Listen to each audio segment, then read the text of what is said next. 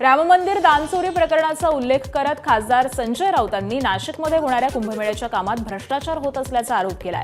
राम मंदिर चंपतराय आणि महाराष्ट्रात देवेंद्र फडणवीसांचे चंपतराय गिरीश महाजन यांनी वृक्षतोड केली आणि सगळ्यात मोठा भ्रष्टाचार या ठिकाणी सुरू आहे असा आरोप राऊतांनी केलाय। यावरून मंत्री महाजनांनी राऊतांना उत्तर दिलंय। देवेंद्र फडणवीसांचे चंपतराय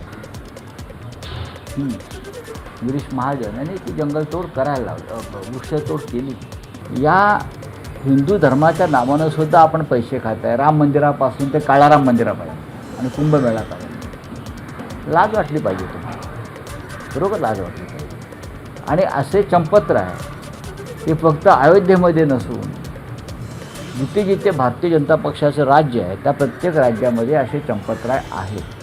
तर संजय राऊतांना काही फार उत्तर द्यायची मला वाटतं गरज भासत नाही।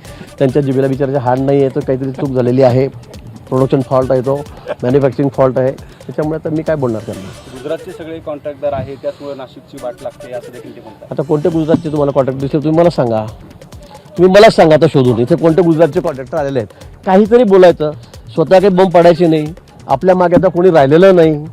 काय केलं आपण? अगदी थेट पंतप्रधानांपासून, सरन्यायाधीशांपासून, इलेक्शन कमिशनपासून, देवेंद्रजीपासून, शिंदे साहेबापासून वाटेल ते तोंडातील ते बोलायचं। हा एकच गुण नर्मदा यांचा राहिलेला आहे आता सध्या, आणि त्यामुळे त्यांची ही दशा झालेली आहे। आता यापुढे तर हम दो और हमारा एक।